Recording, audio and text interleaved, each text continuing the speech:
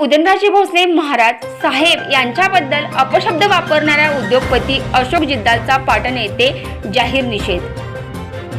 शिवप्रेमी तरुणावर इंदापूर पोलिसांनी केलेल्या गुन्ह्याची चौकशी होऊन सदरचे गुन्हे तात्काळ मागे घ्यावे या मागणीचे मराठा क्रांती चळवळ पाटण तालुका यांच्या वतीने पाटण तहसीलदार यांना देण्यात आले जाहीर निवेदन. आज आम्ही मराठा क्रांती चळवळ पाटण तालुका राजप्रतिष्ठान पाटण तालुक्याच्या वतीनं पाटण तहसीलदार कार्यालयाच्या येथे जो काय 4 दिवसापूर्वी जो निंदनीय जो प्रकार घडला महाराष्ट्रामध्ये, आपल्या छत्रपतींच्या महाराष्ट्रात येऊन एका परप्रांतीयाने छत्रपतींचे वंशज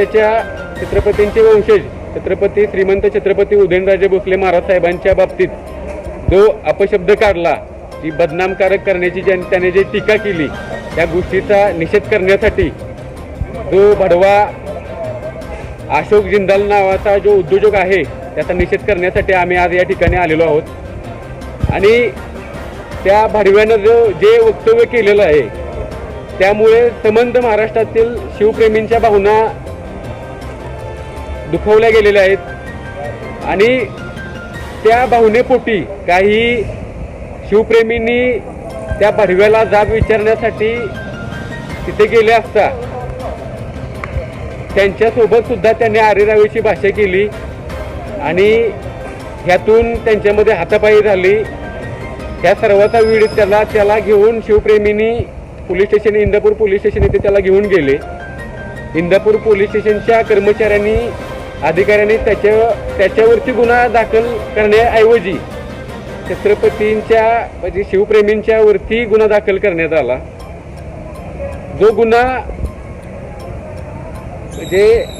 ज्या गुन्ह्याची कसलीही पडताळणी केलेली नाही त्या अधिकाऱ्यांनी इंदापूरच्या पोलीस स्टेशनमधील, आणि त्या भावांना आज 395 सारखा दरोड्याच्या गुन्ह्याखाली त्यांना अटक केलेली आहे. त्यांच्यावरती हा एका प्रकारचा महाराष्ट्रातील शिवभक्तांवरती जो अन्याय आहे.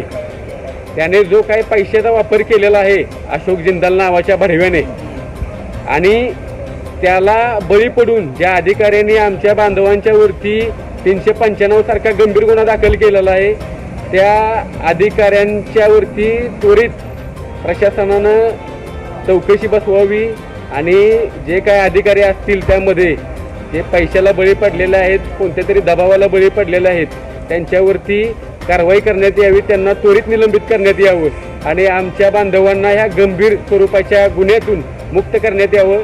या मागणीसाठी आम्ही आज या ठिकाणी तहसीलदार साहेबांना निवेदन दिलेलं आहे.